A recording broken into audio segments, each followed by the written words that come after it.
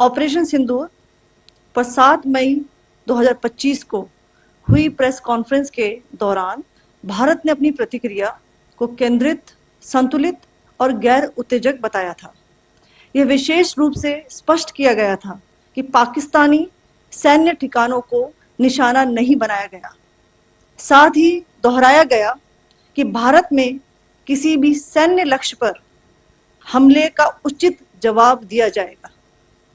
7 से 8 मई 2025 की रात को पाकिस्तान ने उत्तरी और पश्चिमी भारत में स्थित कई सैन्य ठिकानों को, जैसे कि अवंतीपुरा, श्रीनगर, जम्मू, पठानकोट, अमृतसर, कपूरथला, जालंधर, लुधियाना, आदमपुर, भटिंडा, चंडीगढ़, नाल, फलौदी, उत्तरलाई और भुज पर ड्रोन और मिसाइलों से हमला करने का प्रयास किया।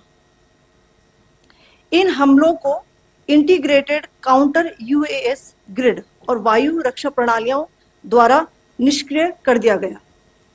इन हमलों का मलबा कई स्थानों से बरामद हुआ, जो कि पाकिस्तानी हमलों का प्रमाण है।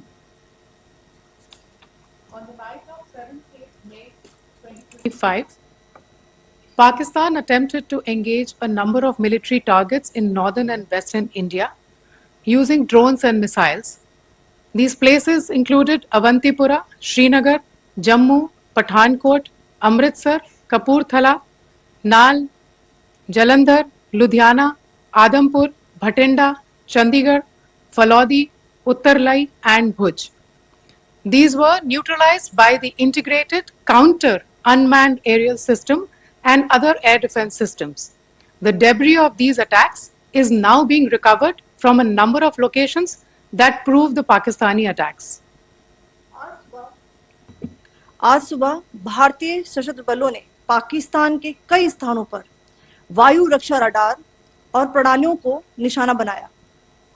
भारत की प्रतिक्रिया समान क्षेत्र में समान तीव्रता के साथ की गई। यह विश्वसनीय रूप से ज्ञात हुआ कि लाहौर में स्थित एक वायु रक्षा प्रणाली को निष्क्रिय कर दिया गया। Today morning, Indian Armed Forces targeted air defense radars and systems at a number of locations in Pakistan.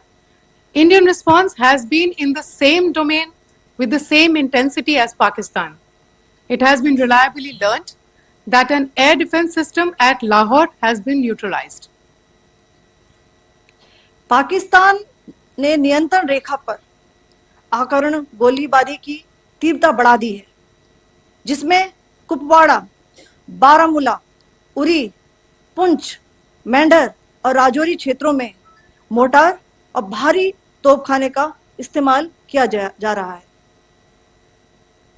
Pakistan has increased the intensity of its unprovoked firing across the line of control using mortar and heavy caliber artilleries in areas in Kupwara, Baramulla, Uri, Poonch, Mendhar and Rajouri sectors in Jammu and Kashmir. 16 innocent lives have been lost, including 3 women and 5 children, due to the Pakistani firing. Here too, India was compelled to respond to bring mortar and artillery fire from Pakistan to a halt. Indian Armed Forces reiterate their commitment to non-escalation, provided it is respected by the Pakistan military.